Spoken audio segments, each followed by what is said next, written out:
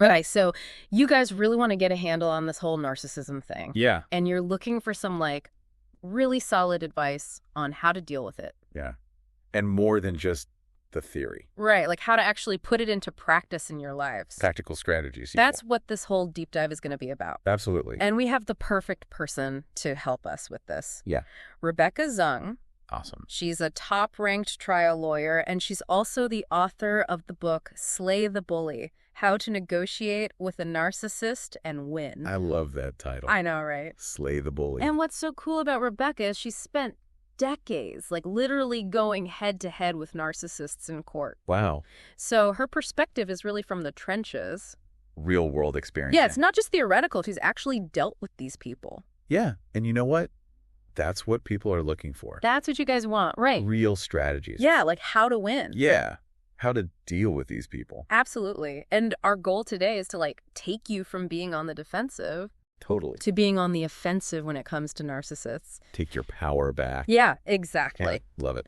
Okay, so here's what we're going to cover in this deep dive. Okay. First, we got to define what narcissism actually is, because a lot of people misunderstand it. Yeah, they think it's just being vain.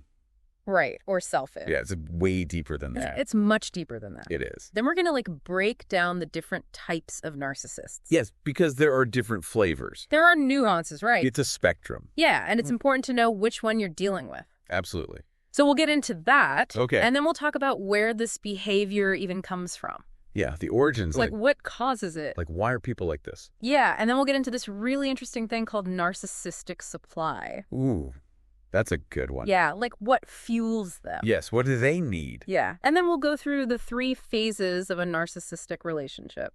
Ooh, the stages. Yeah, and this is going to sound familiar because it's very similar to like the cycle of abuse. Yeah, like a pattern. Yes, you'll see like the parallels there.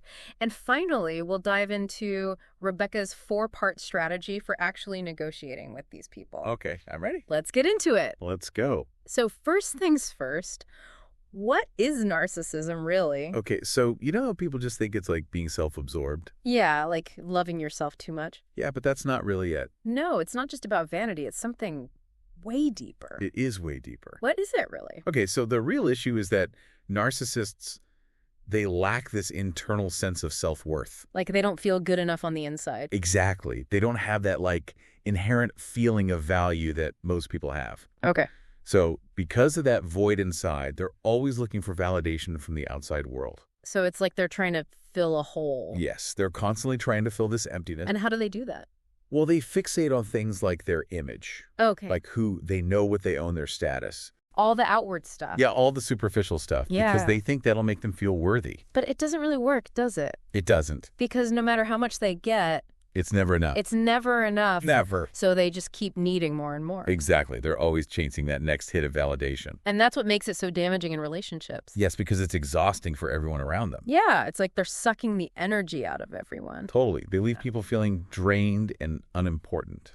Okay, so it's not just vanity, it's this deep insecurity that's driving their behavior. Exactly. And that insecurity can manifest in different ways, right? Right. You mentioned there are different types of narcissists, Yeah, so there- let's talk about that. Okay. What are the main types? So there's a whole spectrum, but the three most common types are grandiose, covert, and malignant. Okay, let's start with grandiose. Okay, so the grandiose narcissist, this is like the classic narcissist. This is like the stereotypical one. Yeah, the one you probably picture in your head. Okay. They're loud, they're attention-seeking, they brag a lot, they're impulsive. Okay, so they're like, the life of the party always have to be the center of attention. Exactly. They love to be admired, and they're not afraid to show it. Got it. Now, the covert narcissist is a little trickier. Okay. They're much more subtle. So they're harder to spot. Yeah, they're like a wolf in sheep's clothing. Ooh, interesting. They often present themselves as shy or sensitive, Okay. even victimized sometimes. So you might feel sorry for them. Yeah, you might even think they're really caring or helpful. Okay. But underneath all that is a lot of manipulation. So it's like a facade. It is. Can you give me some specific examples? Sure, so a covert narcissist might agree to do something and then constantly fail to deliver. Okay. And then they'll have some excuse about why it's not their fault. Right, so they always make themselves the victim. Exactly. What else? They're also really good at taking credit for other people's work. Oh, that's sneaky. Yeah, and they're often very passive-aggressive. What do you mean by that? Like they'll say little things that undermine you. Give me an example. Like imagine you're wearing a new outfit Okay. and they say, oh, that's a bold choice. Ouch. Or they might say something like, that's an interesting approach. Not sure it'll work, but it's interesting. Oh, I see. Like they're not directly criticizing you, Right. but they're making you feel bad. Exactly. And you can't really call them out on it. It's all very subtle and manipulative. Yeah, I get it. They also love to gossip and spread rumors. Oh, so they're like stirring the pot. Yes, they love to create drama. And that's how they get their narcissistic supply. Exactly. It makes them feel important and powerful. Okay, so covert narcissists are sneaky and they can be really damaging. They can. Now, what about malignant narcissists? Okay, so this is like the most dangerous type. Okay. They have no empathy and they're willing to hurt people to get what they want. So they're like ruthless. Yes. Uh, It can be very destructive. Give me some examples of what they might do. They might make false accusations. Like what? Like they might accuse someone of child abuse or something equally serious. Wow. They might stalk people or threaten them with violence. That's scary. They can be very dangerous. Okay, so we've got the grandiose, the covert, and the malignant. Yes, those are the three main types. And it's important to remember that someone might have traits from multiple types. Exactly, yes. Not always clear cut. Right. Okay, so now let's talk about where this behavior comes from. Okay. Because there's a common misconception that narcissism is a choice. Yeah, like they're just choosing to be this way. But that's not really true, is it? Not really. What does the research say? So research suggests that there's a strong link between childhood trauma and narcissism, Trauma, like what? like emotional neglect, physical abuse, or just chronic instability in childhood. Okay, so basically if you have a really rough childhood, Yeah, it can increase your chances of developing narcissistic traits. and that's because trauma affects the brain. Exactly. It can disrupt healthy brain development. In what way? So there's this part of the brain called the limbic system, Okay. and it's responsible for emotional regulation. So like how we process our feelings. Exactly. Okay. And when someone experiences trauma in childhood, Yeah. their limbic system might not develop properly. Oh, so they don't learn how to regulate their emotions. Exactly. Okay. Now, at the same time, their prefrontal cortex, which is the part of the brain responsible for logical thinking and planning, that keeps developing normally. So it's like their brain is out of balance. Yes, they're very intelligent and articulate, but emotionally they're immature. So that's why they can be successful in some areas of their life, Yeah, but their relationships are a mess. exactly. They can't control their emotions, and they often lash out. And it's important to remember that this is not their fault. It's a result of their childhood experiences. Right. And we can't fix it for them. They have to do the work themselves. Okay, so now I want to talk about this concept of narcissistic supply. Yes. What is that exactly? So narcissistic supply is basically anything that feeds the narcissist's ego. Okay, so it's like their fuel.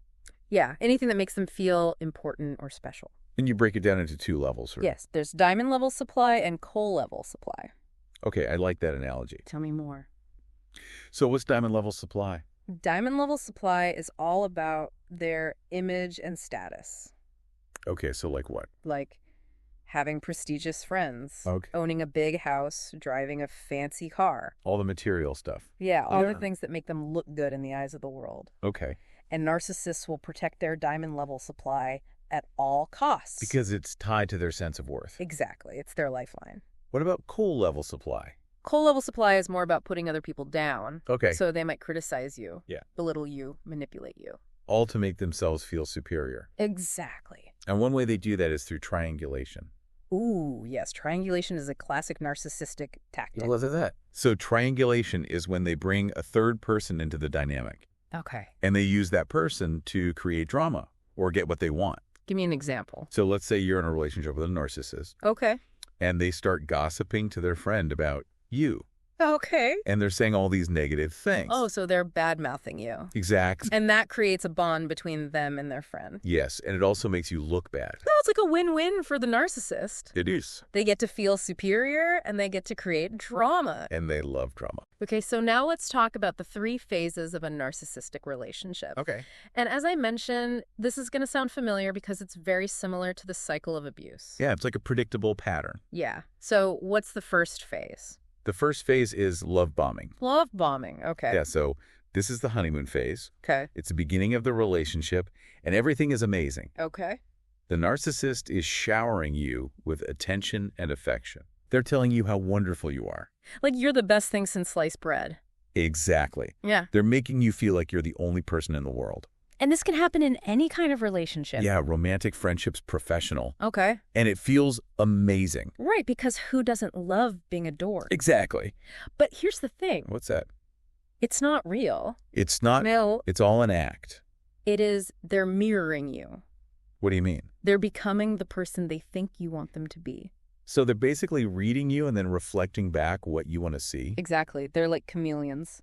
And they do this because they need narcissistic supply. Yes, they need your admiration and validation. Okay, so love bombing is like the bait.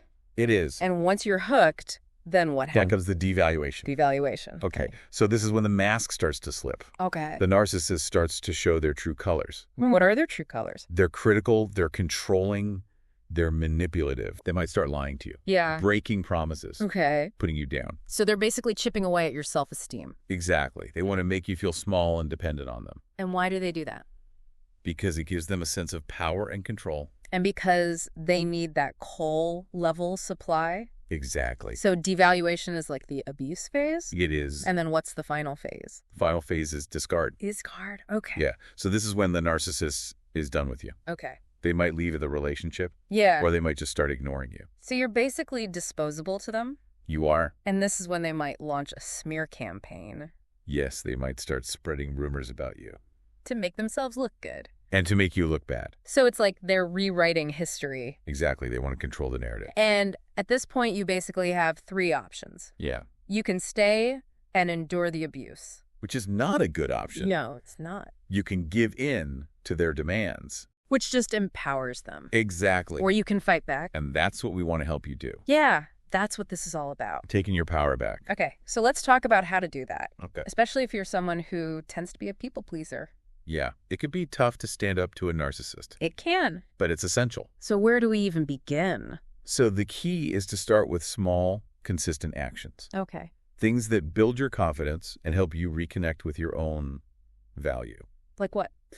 So one thing you can do is start reframing the narcissist's behavior. Okay. Instead of seeing them as this powerful, intimidating figure, Yeah. start seeing them as a child throwing a tantrum. A child throwing a tantrum. Yeah, it might sound silly, Sure. but it can be really helpful How so? because it helps you detach emotionally. Okay. You're not taking their behavior personally anymore. Right, because a child throwing a tantrum is not being rational. Exactly. Okay, so that's one thing. Yeah. What else? Another thing you can do is start setting boundaries. Boundaries. Okay. So whenever you're in a conflict with a narcissist, Yeah. take a moment to ask yourself, what do I want in this situation? Okay. And then be willing to say no. So you're not just reacting to them. Exactly. You're taking control. And what if they get angry? Let them be angry. Their anger is not your responsibility. That's a good point. You don't have to engage with it. Okay, so reframing their behavior and setting boundaries. Those are two great starting points. What about those common tactics that narcissists use? Yeah, there are a few things to watch out for. Like what? One of the most common is gaslighting. Gaslighting. Okay. Yeah, so this is when they try to make you doubt your own sanity.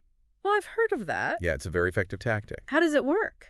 So they might deny something that, happened. Okay. Or they might twist your words. Okay. Or they might try to convince you that you're imagining things. So basically they're messing with your reality? Exactly. They want you to question your own perceptions. And that's how they gain control. Yes. The more you doubt yourself, Yeah. the more they can control you. Okay, so how do we deal with gaslighting? So the best defense against gaslighting is to trust your gut. Okay. If something feels off, Yeah. it probably is. Okay. Don't let them convince you otherwise. Got it. And document everything. Document everything. Yeah. Keep a record of their behavior. Like what? Like, write down what they say. Okay. Take screenshots of texts and emails. So you have evidence. Exactly. Because they will deny everything. Okay, so gaslighting is one tactic. Yeah. What else? Another common tactic is playing the victim. Oh, yeah, they love to do that. They do. How does that work? So they might try to make you feel sorry for them. Okay. Or they might try to guilt you into doing what they want. So it's like emotional manipulation. It is. Okay, so how do we deal with that? So again, it's about setting boundaries. Okay. Don't let them manipulate you with their emotions. Easier said than done. I know it's not easy, but it's important to remember that their feelings are not your responsibility. That's a good point. You're not responsible for their happiness. Okay, so those are some common tactics. Yeah. Now let's talk about negotiating with narcissists. Okay. You said that traditional negotiation often fails. It does, Why is that? because narcissists don't play by the rules. What do you mean? So in a traditional negotiation, Yeah, both parties are trying to find a win-win solution. right, like a compromise. Exactly. Okay. But narcissists don't care about win-win. They just want a win. Exactly. They want to dominate and control. So how do we negotiate with someone like that? So the key is to understand their motivations. Okay. What do they really want? Yeah, what's their currency? Exactly. And usually what they want is narcissistic supply. Okay, so we need to figure out what kind of supply they're after. Yes. Is it diamond level supply or coal level supply? And then we can use that as leverage. Exactly. We can offer them what they want. But only if they give us what we want. Right. It's a trade-off. Can you give me an example? Sure. So let's say you're trying to negotiate a divorce settlement with a narcissist, Okay. and they're being really difficult. Yeah. They're trying to take everything. Okay. So you need to figure out what their diamond level supply is. Like, what's their biggest ego boost? Exactly. And maybe it's their reputation. Okay. They want to be seen as a good guy. Right. So you can offer them that. Like how? You can say something like, look, I know this has been tough on you, and I want to make sure that you come out of this looking good. Okay. So I'm willing to be flexible on some of the financial terms. Okay. But in return, I need you to be reasonable about the custody arrangement.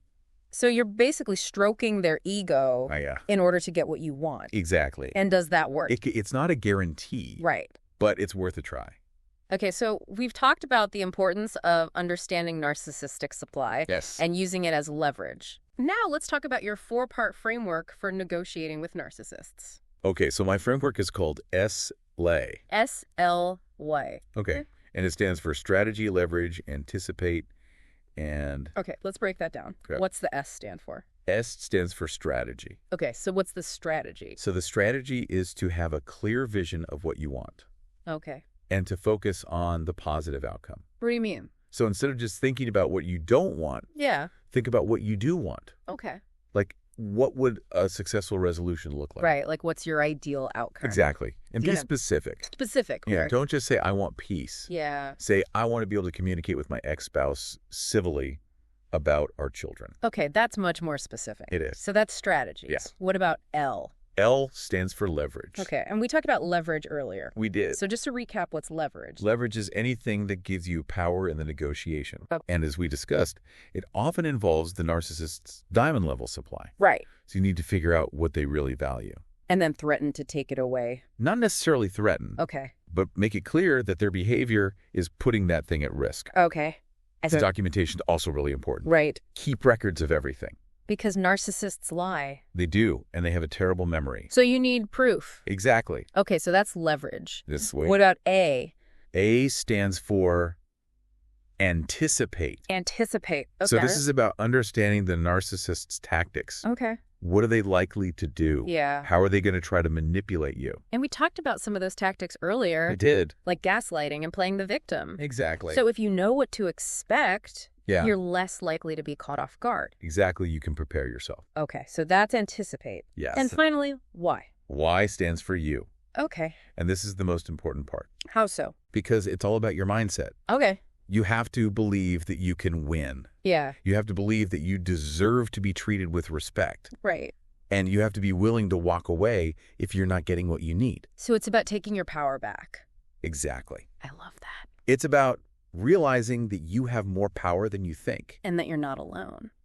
Absolutely. Rebecca, this has been so insightful. Thank you. I know our listeners are going to get so much out of this. I hope so. And I just want to reiterate that you don't have to put up with narcissistic abuse. You don't. You have the power to change your situation. You do. And we believe in you. You do. So take what you've learned today Yeah. and start taking action. Start negotiating your best life. Exactly. And if you want to learn more about the specific red flags of narcissism, Yes. there are lots of great resources available online. Yeah, just do a quick search. You'll find tons of information. Okay. And to all of you listening, remember, you are worthy of love and respect. You are. And you have the power to create a better life for yourself. Yes, you do. Thanks for joining us for this deep dive. See you next time.